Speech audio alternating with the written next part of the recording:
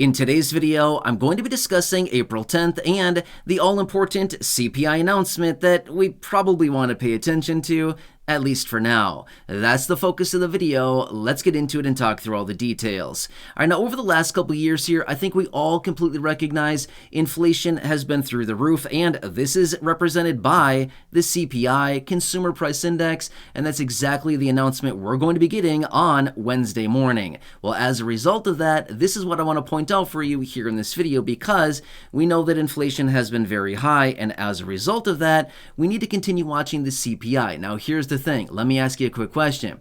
Do you think on an election year, the CPI is inflated or maybe a little deflated? Which, by the way, no, I am not taking political sides here in this video, just making a little point. So therefore, we need to look at the CPI data that's released objectively, because this number is very subjective, if that makes sense, right? So as a result of that, I want to point out the details behind this and why we need to continue watching this kind of closely right now.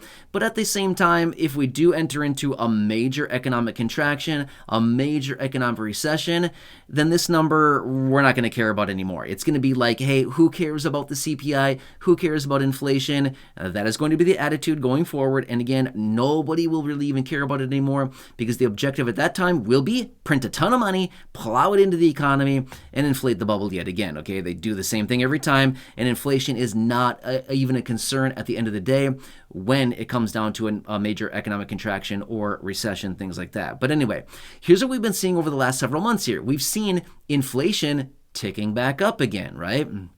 So remember, back in June of 2022, we saw inflation, CPI, top out at 9.1%. That was very high, right?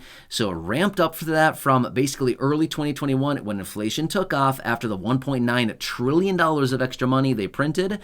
On top of everything else that was printed over the year before that, then inflation started taking off, right? Well, then it ramped up over the course of early 2021 into early 2022, mid-2022, and then it topped out in June, and it's been going down very, very slowly ever since.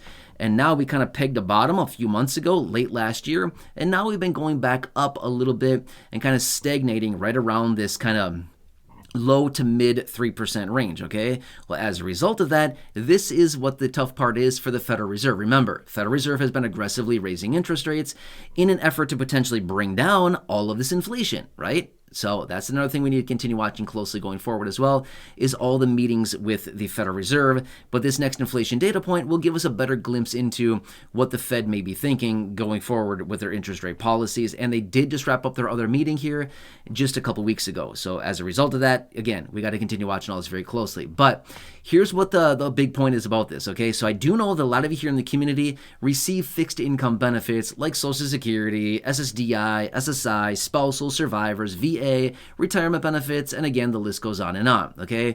What does this number have to do with your fixed income benefit? Well, right now, for April, nothing. It means absolutely nothing right now. However, this is giving us a little bit of a kind of a trajectory to watch as far as where inflation may be going during those critical months not that far away, which are July, August, and September. Now, again, I know it seems like, but wait, July? That's like a long time from now. Is it really though? It's not. It's only a few months away, right? Well, as a result of that, if we continue watching the inflation data now, today, this month, and last month, and next month, and we continue to watch this data going forward, we can project a much better idea of what your benefits may be doing next year in 2025, even though that's still a very long time from now. It gives us a better glimpse into what's going on with inflation and how your benefits may be adjusted with your COLA raise, okay?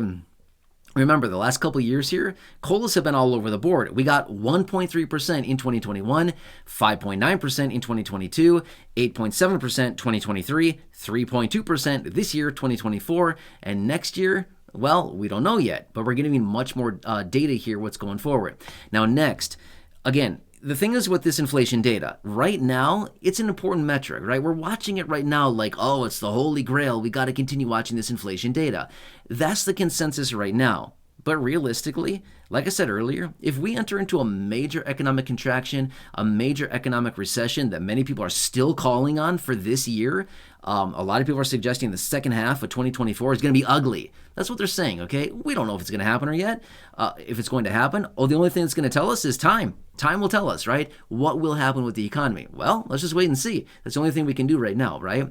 But if that happens, here's what's going to happen. Happens every single time. They're going to print a ton of money. How much is it going to be? I don't know. I have no clue. Here's the thing. Historically, they've printed hundreds of billions of dollars. Billions? That's child's play. Seriously. Hundreds of billions of dollars? Not a chance. They're not going to play with a little hundreds of billions of dollars anymore. They're going to print trillions of dollars like what they did in 2020 and 2021. $6 trillion. 22% of the money supply of United States dollars was printed during that time. 22%. That's nuts, right? That's a lot of our money that was printed in 1 year of time, right? Basically 2020, 2021, over that 1 year span of time, well, a little bit more than that, 22% of our money was printed. So no wonder why we had so much inflation, right? Again, money printing does not cause inflation, but rather the distribution and spending of that money does cause the inflation, right? That is where it comes from, okay? So anyway, long story short here, what we need to continue watching is this inflation data. A couple of reasons being is when the economy goes down the tubes, they will print a bunch of money and inflation will go through the roof again. We'll see it happen just like we've seen other times in history, okay?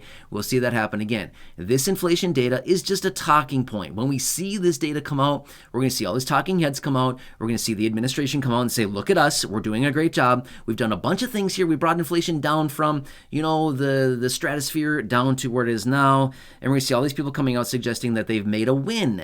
Okay. But if that's the case, if we've seen inflation really go down, then why haven't we seen prices go down in the stores?